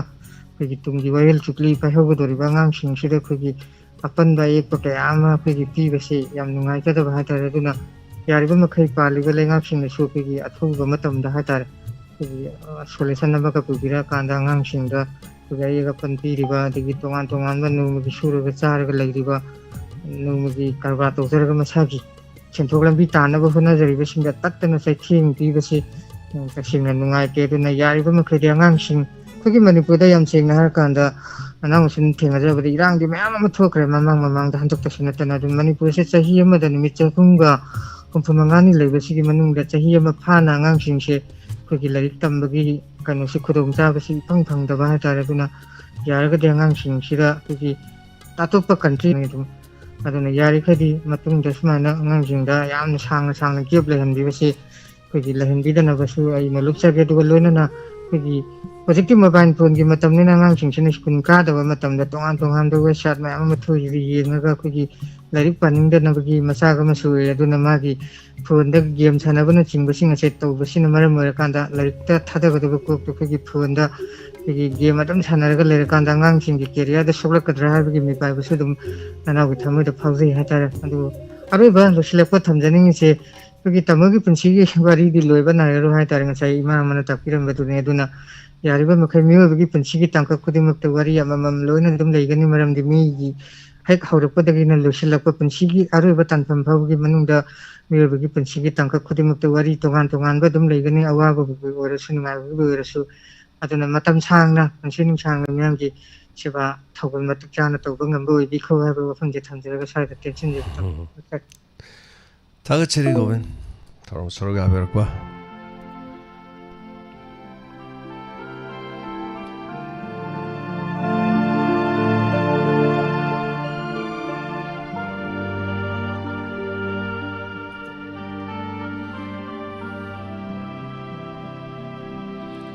Pungama Pawfagi de Nasi Thorom Si Fadari Hai Tariko Call Ama Ni Lokacharga Lushinjage Mateng Pangbirak Pakarasu Loktok Sabagi Tanja Lokjage Hello Hello, good afternoon, sir. Mingama de Lake from my view Sir, Paul Tazariba Ayat Kaitagi Tonam Nabadip Kabjay, sir. Top you Sir, Ahan Mamutada Wahing Takogi Wahong review Amadi Lensin Biriba Sarbu Kok Nona Kuramjari, sir. Top you Sir, Aina Pukningi Oiba Wapam Hajabatare Ti Pau the Yauba Yumtam da Oiraga Aina Aidi Tamoida Haujaba Wakat Amasung Aina Tamjaning the Wapam Kara Ai Tamjariba, sir. Lengak Kamari Lenataba Lengak Saidaba when a Tobiro Hoi, sir. Takwaki Cookie Singi or Raisal Amasu Oiriba Kotu Amadi ITLN ki Matatat case Ama Lakot Dinaba Shopping Kota Wakat Kre Santigi Paugen Puriba Malem Tongamna Haiki Wapama Masar Handa Ikui dan Nangaran Hanji Taja Yebasar Wasigi Matanga Sar Aina Aidi Wakandani Kosa Santigi Paugen Pubagi ITLM na ating watibagi matangda lamdam asigi yellow ni sinna isamaki irandam asida ningtam na chakpada akoy ating da puri ba akoy tanglup niway sin asigi matagta laypat asigi awang batati loko tawakat ma matamda watok asigi matangda ko na sarmasi Niyan sanggipam topra haibasi sar aigi wakanda kanjaba ni ko sa aduga sar yakoi ki maral leilaba ni ama phaba matamda asum balangal langjin puthok ba haibasi sar khari ba police na di lokap manungda ahin amata da asum balangal langjin ji sar soida na police ki magai tagi di sar kambirang gane ba sa adubu sar masi Yakwagi police na asumba kangagasu laipat asigi lokoti makuta sankara di sahi yakwagi asumba wayan buthok da kona yakwagi matam yamna sang bahai batare sahi kya sanga babawda yakwagi victim oiri baniwai yakwagi laifi da babawa yakwai taza tibala yabasa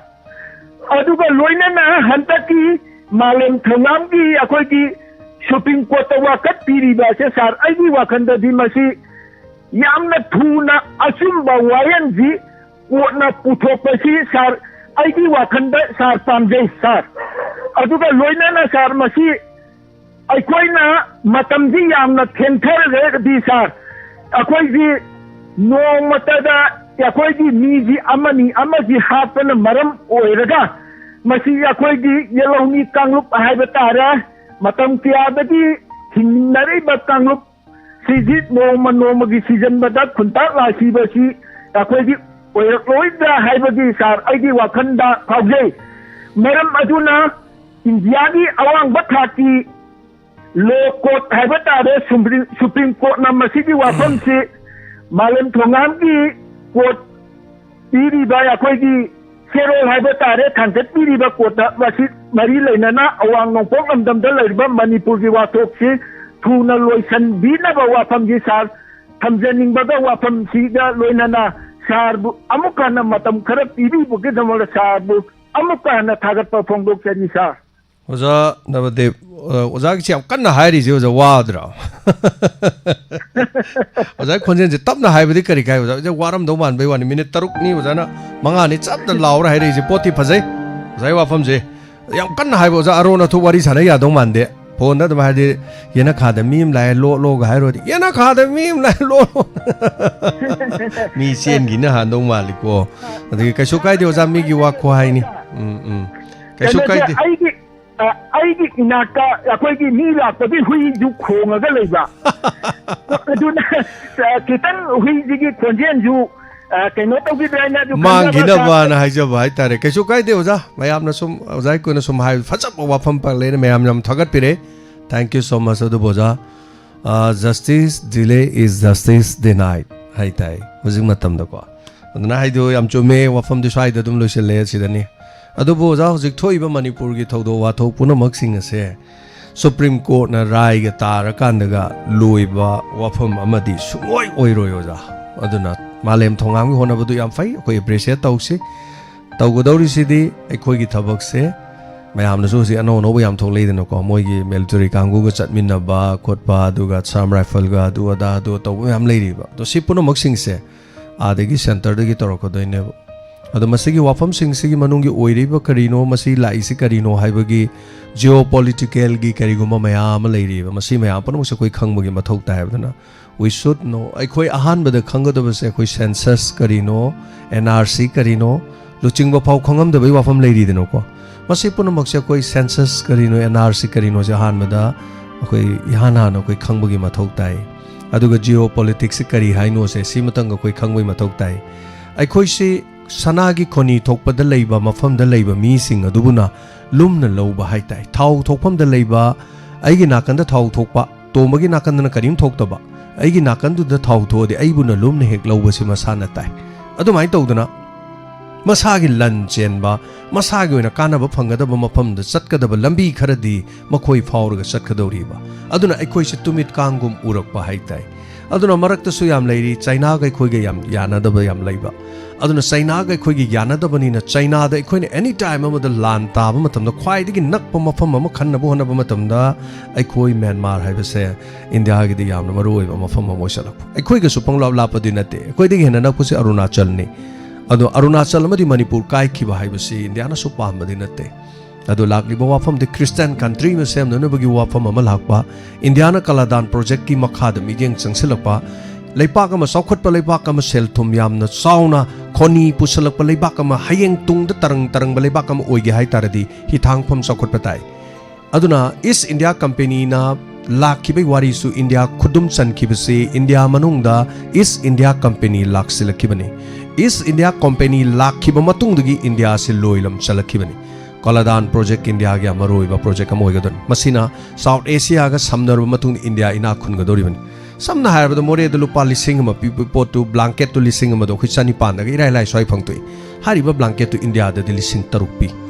more gi sapal ma lupa sam pi budu aikhoina lupa humpu da leibang ami marfu da leibang ami india da yon tar di madu lupa lising ma sangwapi masi karino aikhoi more ga naknarubi international market ka naknarubi manipur no khudong sam kitang phangbai wani but india na loi phangde adu itar di kaladan project kumba hayeng lakpa ta di thangpom chobam laktar di khoni se india da pek tan pura ga chat khodoine madu faur ga lakpa leibak sing do kana kana no har kanda kuki ga leibak sing loi faur chat kane adu makhoi yana bo honarak pada ai khoi di kari su oidabani da wari hai bu sini swai si da sum adu na somdana america china ga yana da america bu them do bo honarak pada masana karino hai kan da somna kan christian country ma sem no honarpa christian country ma le di manipur sta gi mache tabane bangladesh ngapi gani mizoram da gi mache tabane natra mizoram pulap yawbane myanmar da gi mache tabane pulap punchalaga achoba mokoi gi land ama jangalam country ma sem no honarpa then jangalam country and christian country and Myanmar da landa Myanmar na te China da landa ba adai du yar BSM le di America gi di maton thokadori ba aduna ai khoi swai da soibum sa ba ngari sa ba khoi di karim buk su thokte karim oi de khoi di mawa lo de aduna marak si de khoi masen ni machet ta na ba Congress BJP adu haidana khoi napak ta na khoi masen adum lotion ba swai dana aduni tawrei thabak se aduna masini geopolitics kang da ba ya de aduna ni first akhoi we should be akhoi inon yana na khang du se NRC then census karino se masi khangnabani maduri warep tuni lorei se khoi kandaba yade aikhoi masagi maning tamba sahi lising ahum gi mathakte history leiraba aikhoi gi furup amani aikhoi Indian Union da 1949 ni matung khoi ning tamba aikhoi makhoi da sinakhibani Indian Union da punkhibani ado itardi aikhoi gi oiba irei pak aikhoi gi oiba lamdam ama semjage aikhoi gi hana gi do hanjannabagi status do la oi haimanabagi machakado lakadoini lurei de aduni aduna lan masam saji tholokani sungloi loiroi mase court naga pira kanda yare noi court na manipur do sdauri do noi se tauri do habdu kanam tani yaroi mase thinge habadi numit tare ni faroi military crackdown kanana center na tawudabani sida lady sing city waiku ngaktani karimbu kanaroi karimuk chanaroi sum oibai wani mangda Amitabh Bachchan gi mai upai wani Amitabh Bachchan amta natte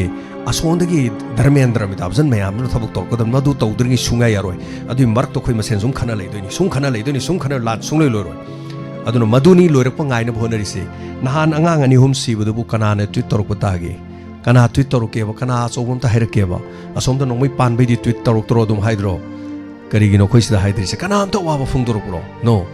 makhoi gidi kuki gidi khara de khoina feret mafi lok thoga ching thokki bde khoi mayam mai thari na dro akhoi angang sing hat ki bdu makhoi makai di angang hat ki bdu makhoi natte jo hai makhoi angang hat ki bdu nungai te makhoi makai di kana na tweet torok ko yawgi moi makai di amta yengbiu ni kana torok keba moi ju natte hai nungai bro ziri da ngang khara nung pak ta thom thom dar haidal hat ki sing du bu mi kyani surage enai ena thibana thiri enai de thire enai thir kam kan du ni thidoi jibo enai de pire aduna kan de sarkar ya piram di that's all kanwa aduna dugi wapam do khoi khana baduna nei na lenga ko apu san bir kanu mase kaim kana roin haije ategi maunate maramdi masigi thabok si center gi thabang ni aduna khoina sidai da asam ta leite khoi mangam ta leite karim to ude hojik sakhum da cheng thongna bu leite sak thongna bu leite sing ju leite karam kan chak thong dono khangde sara hela dum len dori ber kai do dono khangde mi ne khar pirak palam bi taram khar khul cha bdo aduna tan upai song leite aduna madui thabok to minung sidu yeng ta bani khang ta bani aduna thagachari thank you so much ngasi gi di matang se losinjare aduga mateng pangbirakpa singda kara ai lokthok sarke ngasi gi oina mateng pangbirakpa da call toksan bire call tok birakpa matam loijare waro bibiadre ko ai call package chabangom jadre irom loidang ima loidang thagachari lupa chani pangbirakpa thank you so much toksom sobita kangabok lamlong bazar teng pangbirakpa pasonga toy bagine na pangbirakpada samra lapam sana tuming arang pang ei lokthok sagre ko aduga se ta patigi ngarang sei lokthok sagre aduga sorokhaibam tampak lamding dagi James irungbam lupa chama my name pangbirakpa memo hoirungbam su lupa chamri pangbirakhiba thagachari call toksan bire hojikti call paiba yadre matam loire haitare aduga tongam babita thobal kengman atoi bagi mateng pangbirakpa basani pangbirakpa thagachari aduga ekhoigi tha gi mateng pangbirakpada koi machal priyadarsini gi rupa lising manga pangbirakpa Diamond TV gi haitare management tawagi damak pangbirakpa do handaki lising manga pibire ma'am emoji ना सुखबाक how न खोबी से ma'am अदुगा थोय बगी दमक वंखै दगी इमा राजेश्वरी ना पाचंगा थाबिरकपा अदुगी दमक थसु थागचरी थोय बगी दमक मनिसंग युरेम बम न लुपा चनी थाबिरकपा थागचरी सोंगथाम देविना देवी अहोंग सामम Munro लुपा चनी पिबिरकि बदुगी दमक थागचरी thank you so much ngasi ju birthday gi su lokthogdabani bandana nagamapa lupa chama थोय बगी दमक pangbirakpa थागचरी कैंसर पेशेंट की दमो पांगबिरकपदा पसोहुम अयांलंबम गोपाल कक्सिंग खोनामरी फांगबा नाव एट दोयमुक्ता लेबिरी बना मतंग पांगबिरकपा थागचरी नावरेम मानिकसोरी कक्सिंग सुमनांग थोयबगी दमा पचंगा पांगबिरकपा थागचरी सरंगथेम जमुना सलुंगफम दगी लुपा चामा पांगबिरकपा थागचरी सलुंगफम दगी माइबम यायमबिना थोयबगी दम लुपा चामा पांगबिरकपा थागचरी थोयबगी दमक मतंग पांगबिरकपदा सनाथोई कक्सिंग लिंथोई हाउस की पसंगा पांगबिरकपा थागचरी अदुगा युमनाम कारोंग कोई बिजेंटी मला युमनाम कारोंग मयलेकाई बिजेंटी मला युमनाम कारोंग मयलेकाई हाय पसाम पांगबिरकपा थैंक यू सो मच अतै अतै चिथाबले बिरसुदुम कोई सोयदना हाइबिरो थागचरी अदुगा तेंग पांगबिरपसिंग मनुंगदा कोई डोनर्स किसु कोनबा पांगबिरपदा सांतबला याई स्कूल लुपा चनी पांगबिरपा तोंगब्रम चौबा लुपा चामा पांगबिरपा तेस मेमतों भी Chama पांगबिरपा Hanjabam रोसिदा Chama पांगबिरपा thank you so much अते अते सिथबा यारगसु नापी यानी मैम पनमक मुको नमक उनरसी हसी दमतदी थागचरी संदोकचरी बथौरमदा 90.0 मेगाहर्ट्ज दा नाथोकचरी वाहोंग रेडियो की थौरमदा पुकनिंग वारोल मिजेंग ताबिरी बसिंग मतांग से थौरम लुसिनजबे याब लुजरी पुरमपु खुरुमजरी take care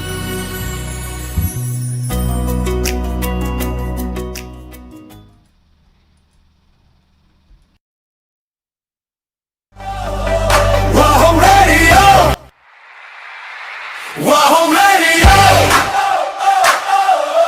WAHONG Radio!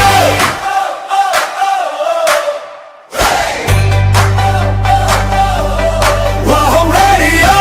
90.0!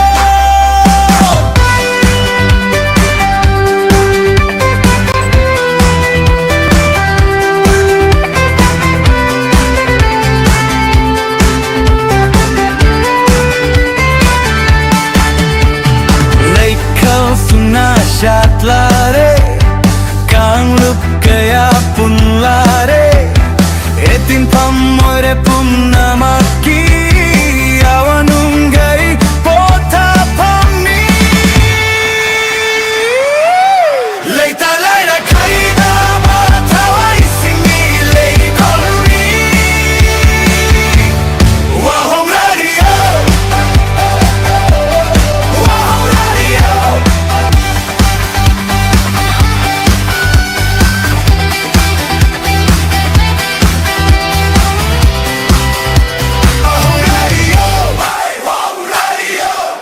WAHONG Radio, WAHONG Radio, hey! WAHONG Radio, 90.0.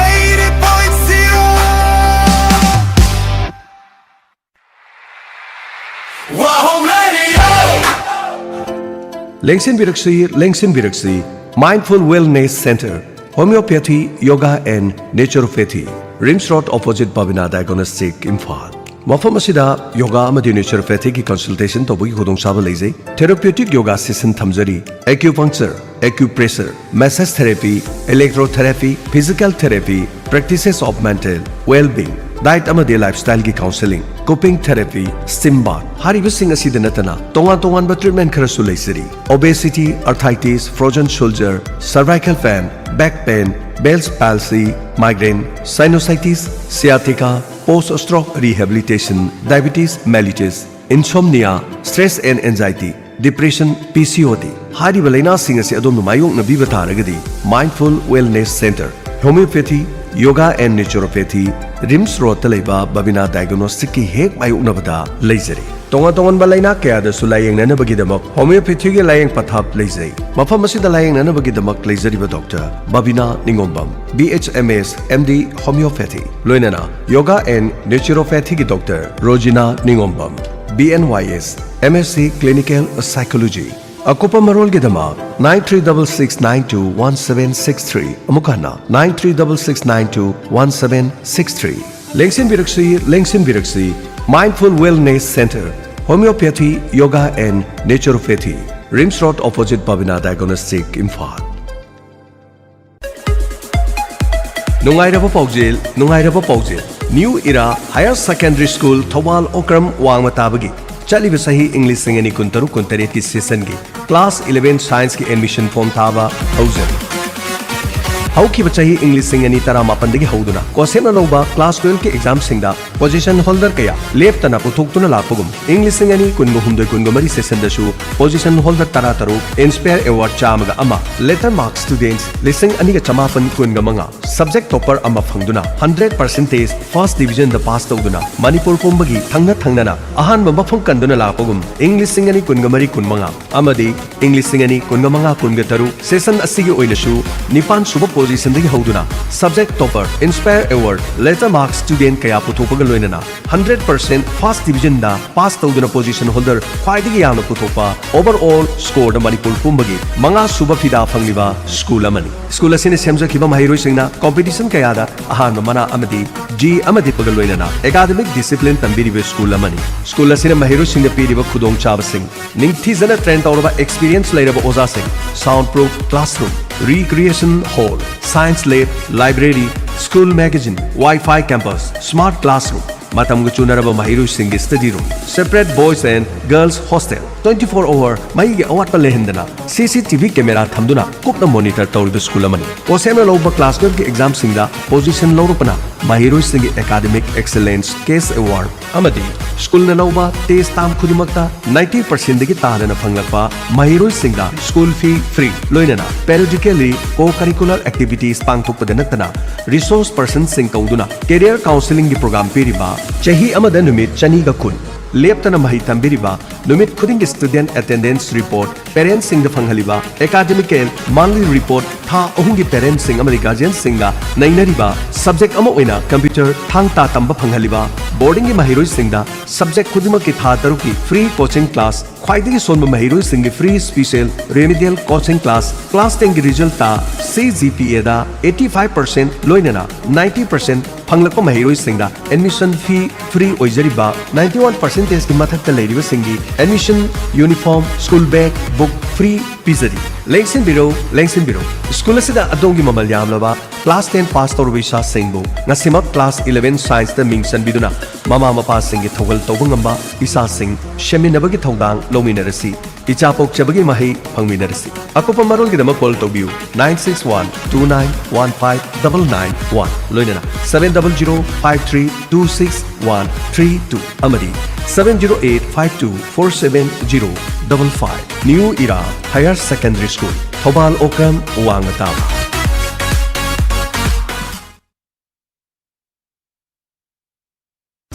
Nung tumhale Ishwar ki mangtak amadagi nung 27 mm gi mathakta leiba phawbada sangayumpam nung phau pakha bem da leiba sanahalgi mana masing semba hidak thakpadagi nung sing pungtum tumhanduna phanba ngamle masinga kidney ising kom da leiba nung sing tumhanduna mai pak na laying bangamle nung leiba singna amuktang sangyeng tawthokpiu akopa marol gi dama call tobiro 9366752158 amukahana 9366752158 layeng zariba sanahal sangayumpam nungpho pakham mem matam kuina nungsang haibadi piles laina asina aduna khudong chadaba kaya mayok naduna leraklaba amadi atopa layeng kaya chathaba matamda phabangamdraba natraga laina asi yengthokpagi khudong chadaba mayok naduna leraba singna madugi damukto wabirurugan sahi taragri kabirani phundrei mayum jobeda loinana machanupa safik anwar anina punna nupa amadi nupi singi tonga tongana layeng khudong chaba pizari kabirani phundrei mayum jobeda gi hidak ase amuktang thakpada nungsang haibadi piles pungpha phanba ngamle laina asina naduna khudong chadaba kaya marum adom mayok nabirabadi ngasima mayang imphal bengun da leriba phundrei mayum jobeda amadi safik anwar ga unabi akupa marol gi dama call tobiu 9856601688 amadi 9402783274 piles naba anaba gi dama kabirani phundrei mayum jobeda amadi safik anwar mayang imphal bengun Media Computer and Electronics recognized by ACVT Government of Manipur Uripok Torang Mamlekai near Flyover Bridge Media Computer and Electronics ta Mahuk Shagumna Computer ki classes sing Hausergani Course sing di Office Automation CCC 2 months Spoken English 2 months Tele with Accounting 2 months Certificate course on Computer Application CCCA 6 months DTP Desktop Publishing 4 months Multimedia and Videography 2 to 4 months DCA COPA 1 year Shata amagi system amagi khudong chaba pizari certified oiraba mahiroi lising kun gi mathakta puthokraba mafam amadi ayamana government amadi private sector singda thabak pikraba institute amani khwaidigi liraba government recognized oiraba institute amani hariba sigi admission hangdukchari ngasi mak registration tobi mafam asta assemble desktop laptop loinara laptop yadaba singi partnership basu phangbigen akopa marol gi dama call tobi 9612510085 amadi 98562 63720 Media Computers and Electronics recognized by SCVT, Government of Manipur. Puripo Flyover Bridge, Food Point, Imphal. Layang Buvon Auto Care Kaksing Paji Laikai near Oil Pump opposite Kaksoi. Mafam asida orthogi specialist Dr. Lakbiduna. Khwang naba, khu naba, saru tekpa, saru nanthokpa, singli nauri sontaba, tang chikpa asna chingba layang jari. Layang bagi matamna nongmaijing numit khudingi ayuki pung 10 dagina nungtilgi pung 2 fauba layang jagani loinana Sagol sa numit kudingi nungtilgi pung 2 dagina pung 6 fauba layang jagani. Mafam asida x-ray gi khudong chabasu pijari. Ako pamarol gi damak 9366866739 amugdanggahana 9366863739 Layang jari Bubon Auto Care Kaksing Bajulaikai near Oil Pump opposite Kaksoi. Class 10 and Class 10 Loiraba Mahiroi Singi, Nungairava Pauche. Tagelda Lediva Central Institute of Petrochemicals Engineering and Technology, CPET,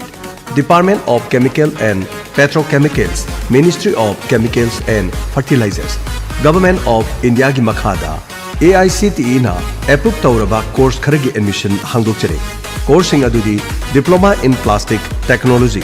DPT, Diploma in Plastic Mold Technology. DPMT coursing asi class 10 loiraba mahiroi singna chahi ahum aduga class 12 science loirigana chahi ani tamgani coursing asigi kanaba kharadang palabada course asi tamlinge manungda nupi masa mahiroi singi oina AICTE na chahi khudingi lupali singya kai scholarship leptana piri nupa masa mahiroi singi oina central amadi state ki oiba scholarship kaya da sukudong chaba piri course asi loiraba matungda India ki reputed company amadi mapal da thabak tobugi khudong chaba su phanghali masida sunatana makha taba higher education ki khudong chaba su legani course asi loiraba matungda student singna apamba line da BTech lateral entry da makha tam thabagi ayaba su phanghali akang naba sit masingni kaubiraganu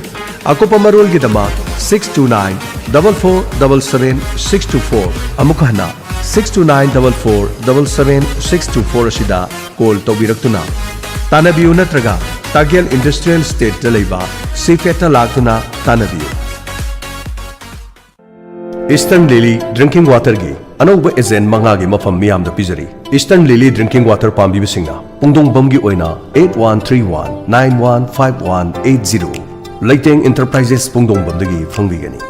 Ani Shube Ezenna Water Wall Kanchipur Imphal West Mobile number 70052560334 Ahum Shubuda Kongapat Mayai Lekai near Primary Health Center Imphal West Mobile number 8258932950 Sagolban gi oina Belonas Bank Sagolban Tera Pukrambam Lerak Mobile number 700509627 Manga Subuda Kongman Mangjil Zone 1 Imphal East Mobile number 70856587732 Panjariba Ezen Manga Asi Lily Drinking Water gi oina Inong Nong Hangdok Chaba Ezen Singli Mafam Singasida Gedo Madumna Eastern Lily Drinking Water gi damak Pau Phobiu Atubagi oina Inkhol ama Yonjeri Wangjing Bazaar National Highway Mapan Maktada Leiba Point Mari Chauba Inkhol ama Atubagi Yonjeri Inkhol asi kanagumba amataga Shayetnaba Leikti Pambi Bamioi Singna 87877333588 Loina 9615744138 Hairiba number asida call to biduna Inkhol asi bu Pambi Singna Pau Phobiu Karigumba Atuba Chinba Laibadigi Inkolasi Yonjabani Wangjing Bazar gi Sorok Maya Maktad Lairaba Kudong Charaba Mafam Hamani Pambiba Singna Pau Phobiu RR Learning Hub Langatel Laikom Bazar de Ladiba Residential Boarding Asigi Maikedi Nungairaba Paujel Pijari Handakta Haidokiba JNVST Nelauba Entrance Exam da Subnatagi Angang Tarani Choi Exam Thabagi Manungda Angang Ahum Percentage Siamna Wana Mai Panglakre Maramasina Adomadungi Isa Singbu Navodaya Sainik RMS RMC Chingba Entrance Exam Thaningba Amadi Angang Singbu Mari Makong Sengna Satna Nanabagi Damak Adongi Isa Singbu Nasing Asimak Admission Tawbiu Akak Nabasit Masing Karatamak Lojagani Ason Bangang Singi Damak Ningtina Takwi Tambi Bahiraba Oza Singna Tongan Extra Class Tawjari Lamasida Yamna Kang Hairaba Oza Singna Lamjing Lam Takpiri 24/7 CCTV camera kupna monitor tawduna haribe institute asina yengsinjari Nabodia Sainik Khaktanatana Adomadong Isaisu Singnamari Makong Sing na Satna Namagidama Mapamasi the boarding Amari de boarding Ikudong Saba Supizari Akupa Marul Gidama 962-5079-805 Lunana 700-55-182-69 Hariba number Sida call to within Akupa Marul Kambi Kaubiraganu RR Learning Hub Langatel Laikom Bazaar a residential boarding Shore Hospital Kaksinglam Khai branch na Chahi Mari Surukpagi Lakliba April ge Tang Taret Foundation Day Numit Asida Free da Mit Lying Zagadori Ahan Balakpa Appointment Loba Miyoi Tarada Lemna Anok Pijagani Kudong Saba si Relief Camp ta Ladiba Miyoi Singdana Hena Kudong Saba Pijagani Masigi Maka Tarakpa Lakpa Patient Singda Frame Free Oizagani Lens Khaktangi Mamal Laujagani Numit Asida Yagamari Linaba Laina Singsu Ticket Mamal Laujadana Any treatment Kuding Makta 20% to 30% discount Pijagani Yampano Mona Kudong Saba si Nominasi Matamna Ayuki Pung Mapan Makhaidagina Numidang Wairam Pung Mari Fawa Matakta Panjariba Kudong Saba Sing Asi Yaifabi Aikia Kangaboktashu Chap Manana Kudong Saba Pijagani Masida Natana Sur Hospital is launching an eye care unit in associate with team of experts Kudong Saba Singdi Phako cataract surgery No injection painless Sumnatagi 15-minute procedure Hospital da Labagi Mathau Tali Petatism with grafting surgery Vision test on the high-tech equipment Sizinazari Eyelid surgery ki Kudong Saba Sulejari Loinana Minor surgery Punamaksu Pangthukchari Health card labor Singidam to the special discounts to Pizari Akupa Marol Gedamak appointment Lobiu Meet Yengbagi appointment ki number 9366-103-017 Loinana Dental Gedamak 9366-251127